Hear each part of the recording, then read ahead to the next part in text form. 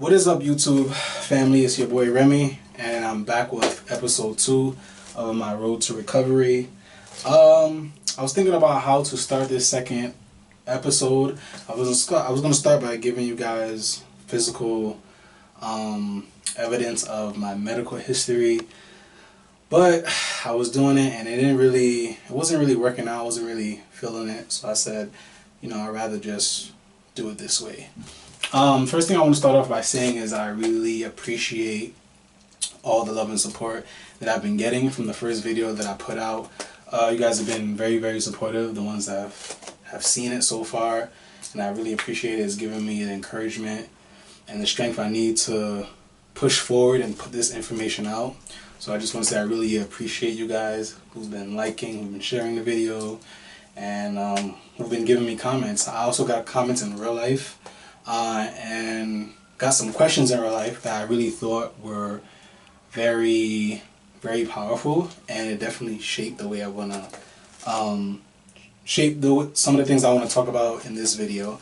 So one of the questions that I got in terms of the first video was a few people said that they weren't really clear about the type of diabetes that I have, the type of diagnosis that I have.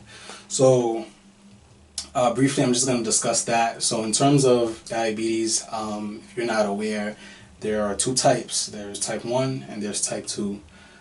Type 1 diabetes is typically associated and categorized as juvenile. You receive it. Don't quote me on this because things change all the time and information is updated.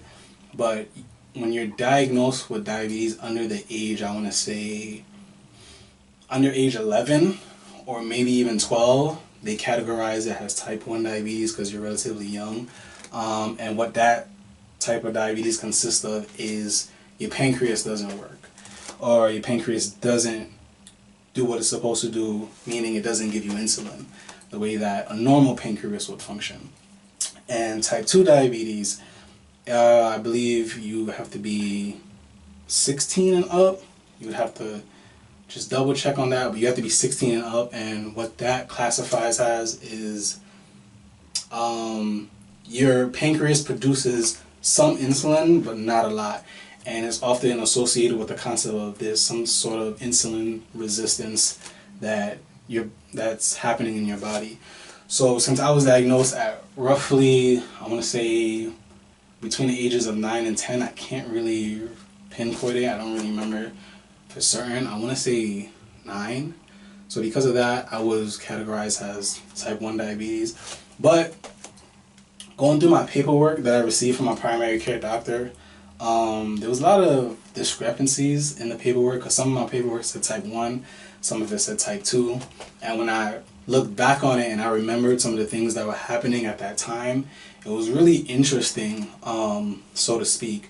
So when I first was categorized as type 1, they told me that, okay, basically what I just said, that your pancreas doesn't work or it's not producing insulin. But sometime after that, it seemed like I was, sometime after that, they took me off of the insulin because my sugars seemed to just be regulated on its own for whatever reason. And so when they took me off of the insulin, they came to the conclusion that, okay, for my sugars to be regulated the way that it was and for me not to be having spikes on my own, that my body had to be producing some type of insulin. So then that's when some of my paperwork started saying type 2 diabetes, because they were saying, okay, you produce some type of insulin. And then when they did a bunch of tests, it was like, okay, it's no longer producing insulin. So for a long time, it was like a back and forth between, which was very confusing. It was like a back and forth between whether it's type 1, type 2, and it was just crazy. So I had to do a whole bunch of lab work. It was like consistent lab work, years and years of lab work. Started with just weeks, months, years, and then finally, I guess as my condition progressed, they just categorized me as type 1. So start off with that. The second thing I want to do is show you guys some of the things that I go through daily, weekly, monthly. Like I said in the first video, I said I'm gonna, show you guys some of the things that, I go through. In terms of my regimen when it comes to balancing and, maintaining my sugars and staying in shape and things of that nature. So, I mentioned in my first video that I mentioned in my first video that I think I talked briefly about this, that technology in the Western world improves and increases, and that's a good thing, but it doesn't really tackle the root cause. So when I first started the whole diabetic process, I had to do a lot of things manually, but as time went on, as I grew on, gadgets came out to help maintain certain things, and one of the gadgets that I use, I'm like inspect the gadget in here, is the Omnipod. So what this does is manually I would have to put in a test strip in the bottom of it, a little test strip, and I would have to prick my fingers and put the blood in the test strip, and it'll tell me where I am. So for me personally, and every diabetic has different numbers from where they range to. Me personally, my blood sugar has to be between 80 and 120 in order for me to be in range. You speak to different doctors and they say different things, and I've had a number of doctors in the course of 15 years. Some of them said, 80 is okay, some of them said 120 is fine, some of them said a little bit over is okay, but when you start reaching levels like 200 and up, that's when the complications set in. Because when your blood sugar is on a higher end, it starts to affect your internal organs, so to speak. And so this thing is Bluetooth to this little gadget here. It's like a little pod thing. I don't know if you can see it. So what this thing does, this reminds me, like, growing up, I was always like layered up, even in the summertime.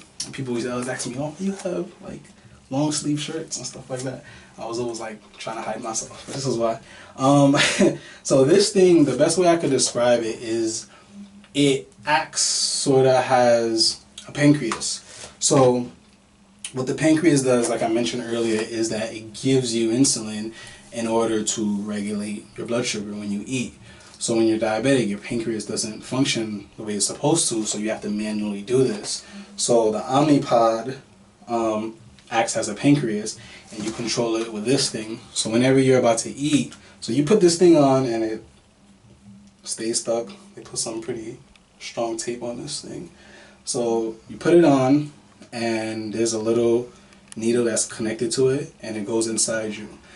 And it stays hooked up to you for about 3 days, and in this needle, it gives you insulin, like the pancreas would do. So it gives you insulin, and you basically do that. You give yourself insulin when you're about to eat. So it comes in like this little package here, and what you do is you would take insulin, whatever insulin you're on, and you would take whatever insulin you have. And I currently use Novolog, but I know there's different forms of insulin out there. I think there are several different forms, but I've always been on Novolog. I tried other forms of insulin, and it didn't work out too well. So my doctors had to continuously make an appeal about why I needed to stay on Novolog. So you would basically take a syringe and take the insulin out of this, and you would fill it in this pod, and you would attach it to yourself, and you change it every 3 days. So that's that. The next thing I have is called the Dexcom. Interesting thing about this, I recently got put on this because of my condition, in terms of, I'm trying to figure out the best way I could put it. So in terms of diabetes, when you have high blood sugars, they label that as hyperglycemia, if I'm not mistaken. And when you have low blood sugars, they label it as hypoglycemia. So with me, because I'm still relatively young, I'm only 24. I know I look older. I'm telling you, this is from Corona, man. Corona's not letting me cut this thing, but it's gonna get better. It's gonna get better. So, so with me, being relatively young, 24, I'm always active, and I've always been active. And growing up, I've just always been into sports, and I've always wanted to play and run around and move and things of that nature.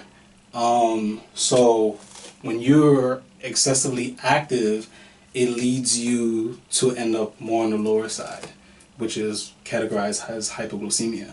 So because of that, I was running at extremely low levels, and I was doing it very, very frequently. And my doctors and the specialists, they were very, very afraid of this. They were like, you're running too low. They were like, and this is very, very dangerous. So, and it was hard, and I was catching it. So when you run low, there's like symptoms that you feel. So when you run low, you get, and people that have diabetes could attest to this, you get shaky, you start sweating. It's hard to really focus on things. You feel lethargic. It's like a plethora of symptoms that comes with it, and it's very, very like hard to just like focus. It's like you're just like shaking, like, but you're trying to maintain it, because if you don't, or you're trying to stay focused or trying to stay level-headed, because if you don't, you can pass out or worse. So with that being said, when I was checking it manually, I would go based off the way I feel. So basically, when you're having those symptoms, you feel it.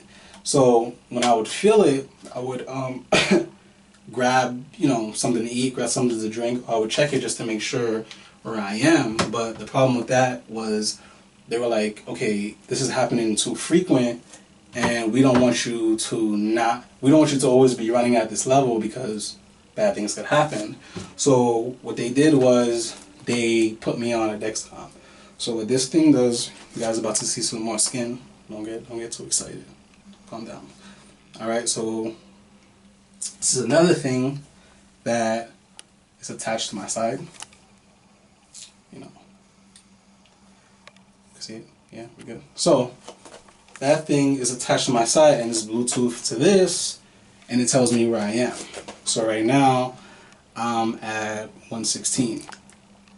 Right now I'm at 116, and like I said before, my specific range is 80 to 120. So I'm okay for right now. So if you could see it, there's like a little arrow on the machine, and it's going straight. So what that means is that I'm basically leveled out. And yeah, so there's three forms. So the arrow stays straight, it means I'm leveled, and if the arrow's up, aiming upwards, that means that my sugar's on a rise, and if it's aiming downwards, that means that my sugar's plummeting.